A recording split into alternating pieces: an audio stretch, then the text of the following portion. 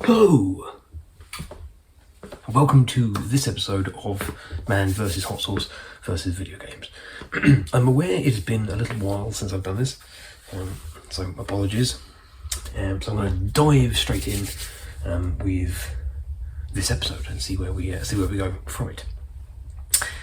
Now, usually when I'm doing this, I use the video game I'm playing at the moment and the sauce that I am consuming at the moment.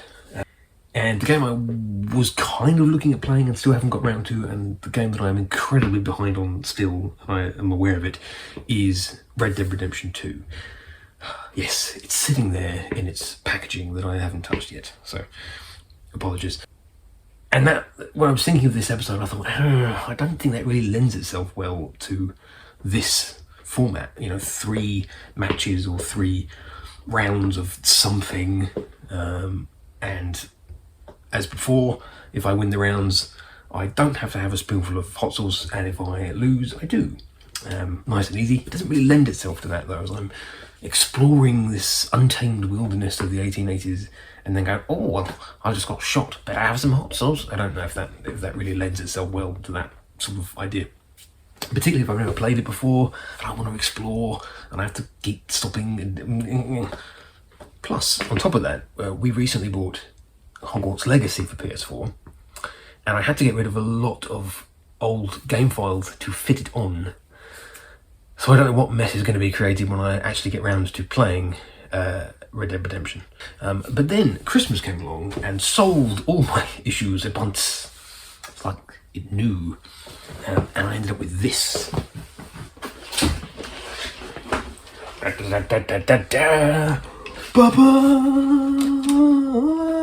Yes, this is the arcade 1-up Super Pacman mini cabinet. Here it is. It's amazing.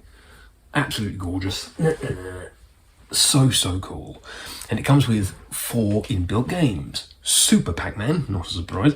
Pacman, the original, Dig Dug, and Rally X, all of which have had to go on. Just absolutely amazing. And it lends itself very well to this format. It's got to be Pacman. As I said, 3 rounds of that. Each round I lose. Hot sauce goes in the gullet. So amazing. Really cool. It's very addictive.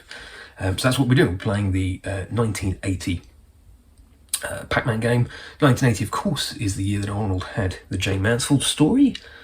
Just on the cusp of reaching stardom with Conan the Barbarian 2 years later. From Lameco, and we had a couple of sequels, Mrs. Pacman, not by Lameco, and then Super Pacman in 1982, both of which are awesome. Pacman and Super Pacman. I don't have Mrs. Pacman on here. So that's what we'll be doing today. Now, Pacman was a kind of changing round of the original Japanese title, which was Puckman, which comes from a phrase meaning to gobble up, which kind of makes sense considering the nature of the game. But that's what we'll be doing. Very exciting. The sauce is my current sauce, so hence ignore the nature of the bottle, is this beauty.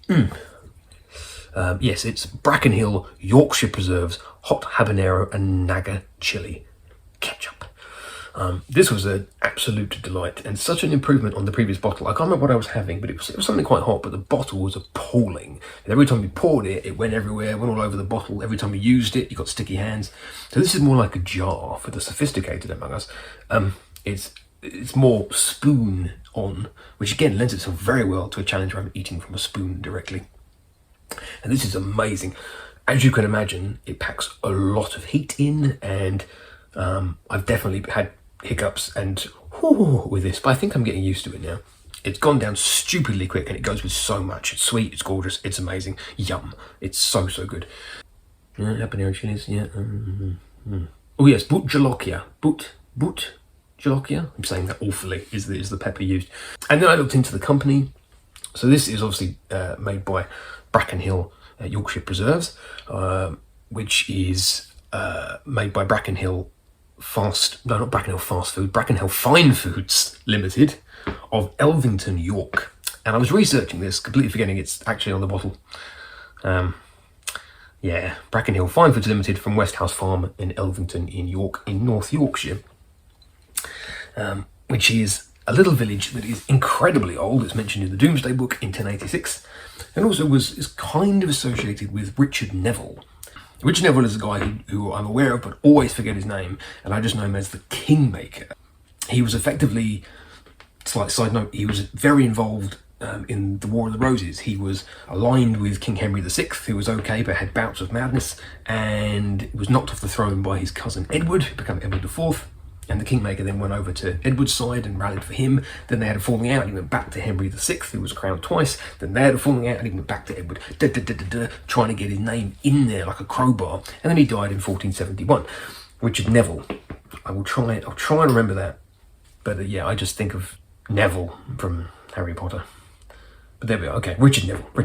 But he owned the manor, or looked after the manor, or was in charge of the manor of Elvington until his death in 1471. Probably the guy that's most associated with the area. The other one is probably Hugo Charteris, who was brother-in-law to Ian Fleming. His sister married Ian Fleming. He was an author as well. He wrote lots of novels and short stories, and also did a lot of TV writing. Most notably, probably a series called Those Three Girls, which ran from 1969 to 71. And it's notable for being the first TV series that the BBC broadcast in colour. Besides that, Elvington is kind of known, or was known, for the airbase RAF Elvington, built in 1942, ran throughout the war, and in the Cold War had one of the longest runways in Europe because it had to accommodate the big American planes that were coming in, lots of American servicemen. As a side note, I've done a lot of those, and but in the 50s, they built a bowling alley near the airfield to accommodate and keep the American servicemen interested. And it then went derelict, and then in 2006 a house was built around the bowling alley but kept the bowling alley in. Besides that, now it's an airfield and a racetrack. It houses the Yorkshire Air Museum. A couple of things with the racetrack is in 1966 someone got a Lambretta up to 106 miles per hour on the racetrack, and it's also Elvington Air Base racetrack that Richard Hammond had his crash at 288 miles per hour for Top Gear. So yeah, lots going on at Elvington, including of course the amazing Naga Ketchup that we're going to potentially be trying today, but maybe not. So let's go for it. Pacman, 3 rounds.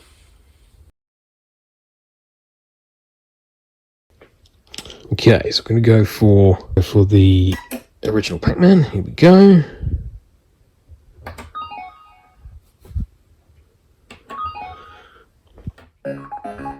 Okay, round 1.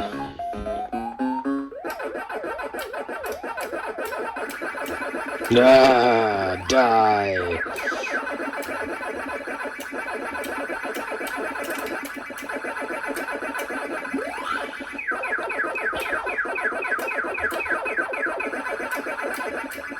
Yes.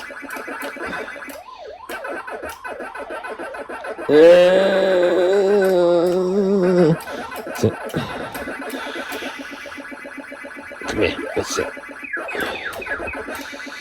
Come on. Oh, bugger. Oh, I haven't got any more of those. That's annoying. Let's go back up.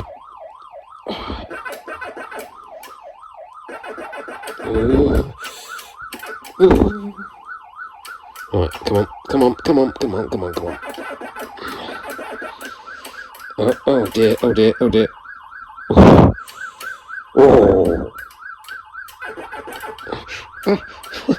Oh no, you're kidding. Oh, you're kidding me. That's 1. Okay. Now this should be alright because it saves the ones we haven't got. Come on. Right, boom, we won that round. Okay, right, last round. Maybe I should just make this 2. Let's make this 2, shall we?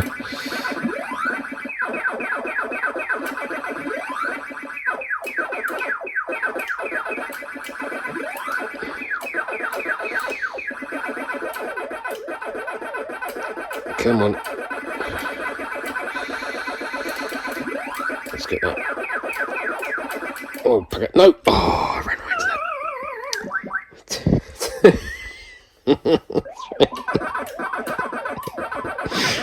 Oh dear. Right, we'll make this 3 because there's quite a few left. Come here, you bugger. That's it.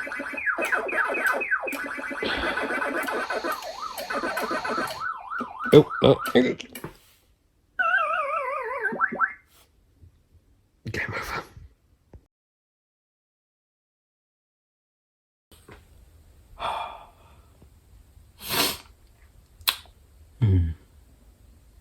Okay. 3. Now, it should be pointed out, I'm aware, I don't normally prepare, but I'm aware that I've got 3 teaspoons of Naga ketchup. So I have got a glass of milk. A manly glass of milk. Okay. Let me just... There we are. I said, this is amazing stuff. I don't know how it's going to go. Just eating a teaspoon of it like some madman, let alone 3. Okay. Here we are. Thank you, Ovington. Oh. I forgot, because I've eaten quite a lot. It's mostly at the bottom, so I'll give it a little. Okay. Oh, it's so good. Let's not do that yet. Okay. Right, here we go. Thank you, Bracken Hill Yorkshire Preserves. Down again. Well, I didn't bring his kitchen roll, which is, again, a real failing. Come on, don't not to spill it.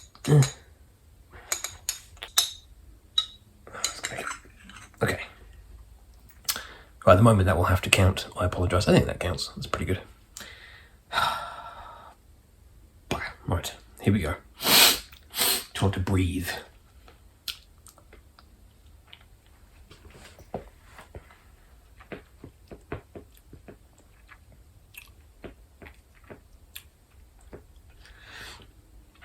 Oh, that's not bad. Come on, through the pain. Oh, the hiccups have begun. Oh.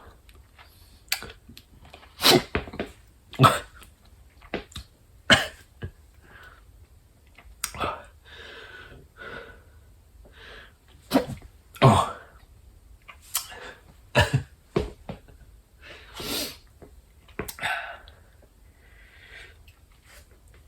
I need more.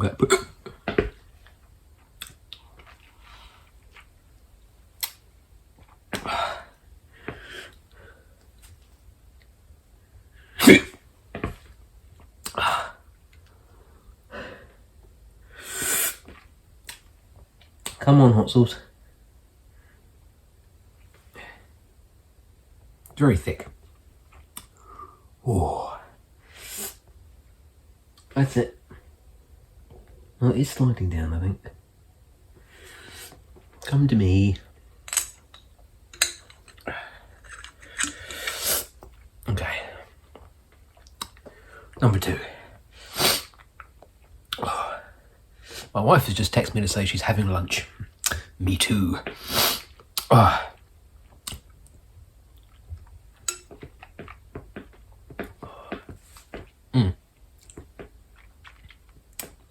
The flavour is beautiful, really sweet. You can taste that tomato. It's tomato, isn't it? 31% tomato puree.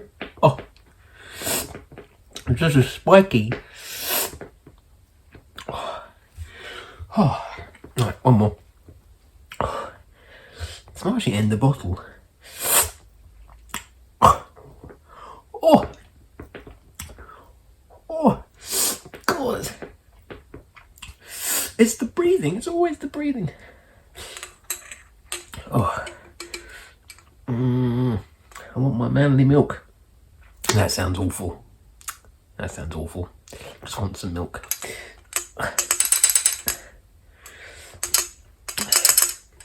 Come on.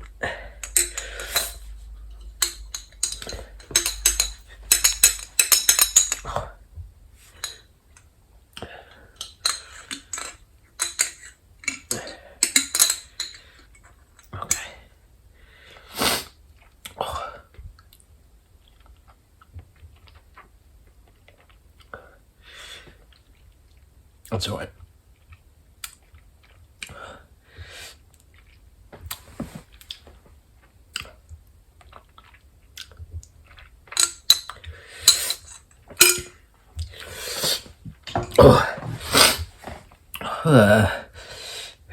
Here's me praising the bottle for being clean.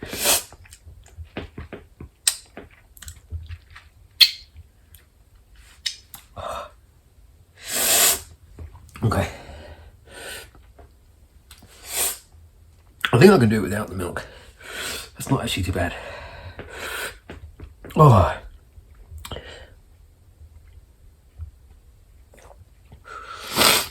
Oh. Oh, my nose is running. Oh. Oh. It's just spiky.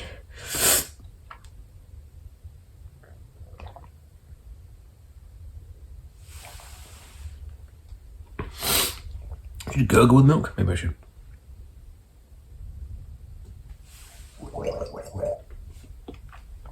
Oh. Here we are. Thank you to Nameco, Pacman, and